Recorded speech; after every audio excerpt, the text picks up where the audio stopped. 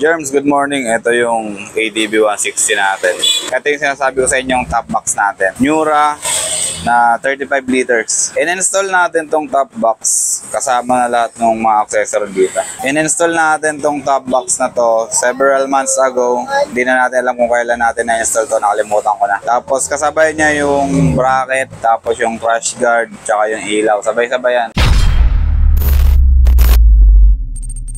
Okay, papakita ko naman sa inyo yung loob ng top box na to kasi yung sinasabi ko sa inyo kanina, nagmo-moist yung loob ng box na to. Ayan, dito pa lang sa labas, makikita na natin yung moisture niya. Ayan, yung tubig na yan. Tapos makita nyo rin dito sa mga gamit ko, ayan o, nagmo-moist siya, nagbabasa siya. Tapos, diba dito may mga extra akong damit dito. Meron akong pantalon, ayan, nagbabasa din siya, nagmo-moist. Tapos ito, yung jersey ko, ayan o, babasa siya. Plastic niya nagbabasa. Tapos yung mga papel ko dito, yung mga manual ng aking friend ko na intercom, ayan. Tapos ito, basa na rin to. Tapos ito, yung mga box natin ng mga gamit natin, ayan o, basa. Ewan ko kung nakikita nyo yung basa niya, ayan o, moist. Nagmo-moist talaga siya. Pero yung loob na ito, sana hindi siya nababasa. Kasi yung box, worn out na yung ano eh.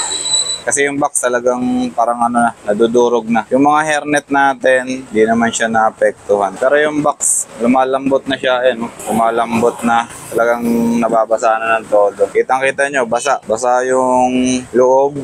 Tapos ito yung isang box natin. Nandito yung mga gamit natin, emergency kit, pang repair ng gulong, panghangin natin, tapos yung pang repair ng gulong nandun sa ilalim, yung mga pampasak, emergency tire kit natin yan, tapos yung box niya, ayun, basa na rin. Ito naman yung tripod ko na isa, ginagamit ko sa GoPro, ayun o, basang-basa na, nakikita nyo ba? Basang-basa, talagang todo moist talaga yung ano nito, loob.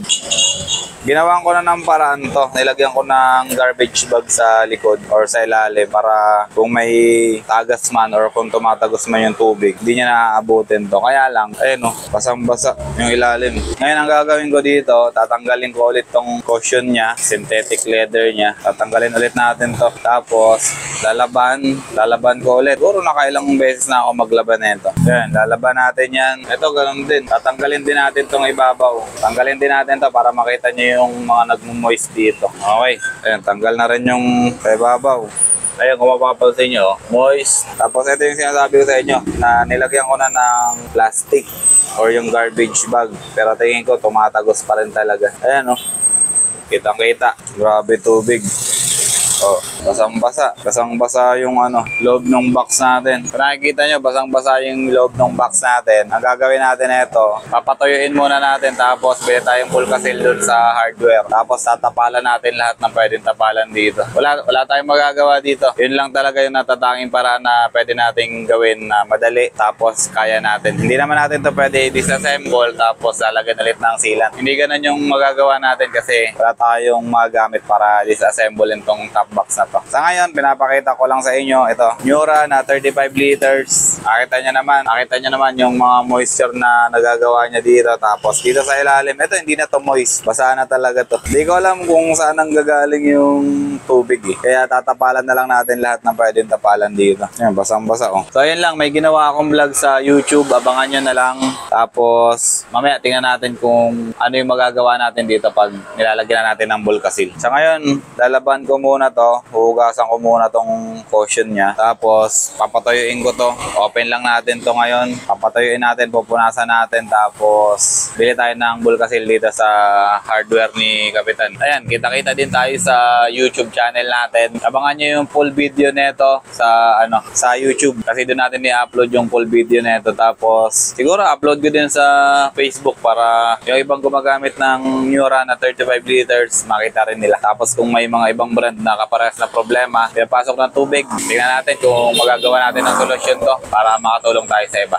So ayan lang, maraming salamat.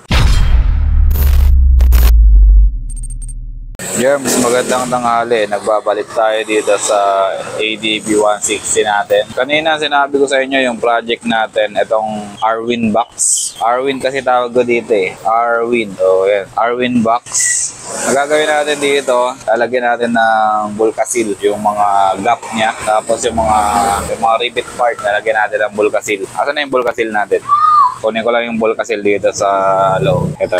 Bumili tayo ng Bostik Volcasil para isil natin yung mga butas-butas nitong box na to. Kasi sabi ko sa inyo kanina, sobrang hassle kapag umuulan tapos pinapasok ng tubig tong box na to. Tapos pag uminit na ganito, ganyan kainit, ang mangyayari sa kanya, magmo-moist yung loob, mababasa yung mga nakalagay dito sa loob ng box natin. So ito, hindi ko na ito ipapawarranty kay Arwin kasi nagamit ko na rin naman ng mga ilang buwan na to. Yun nga lang, yung mga unang buwan na ito, hindi naman siya maulan. Hindi maulan yung mga time na yun, kaya hindi natin na test agad or hindi natin nasubukan yung box na to.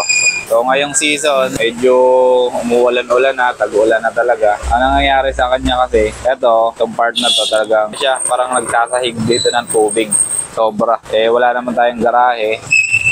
Ang nangyayari sa kanya, naiipon yung tubig dito sa ilalim tapos nababasa yung ano ba tawag dito? Caution. Kaya ito, binibilad ko to ngayon dahil talagang basa. Ito, explain ko na lang, hindi ko na ipapakita sa inyo kung paano natin to lalagyan. Kasi hindi ko na maipapakita sa inyo mamaya kasi wala namang tagahawak ng cellphone natin. So ganito, yung mga gap na kagaya nito, alam ko may seal to, may sealant siya, nararamdaman ko Pero kaya lang lumulusot pa rin. So ngayon, ang gagawin natin, dodoblehin natin ang sealant dito, pati itong mga gap na to sa corner. Ito kasi buo. May bend lang siya dito, pero buo yan. Wala siyang butas. Ang may mga butas ito, yung mga rivet, yun yung mga butas. Tapos dito yung mga dugtungan.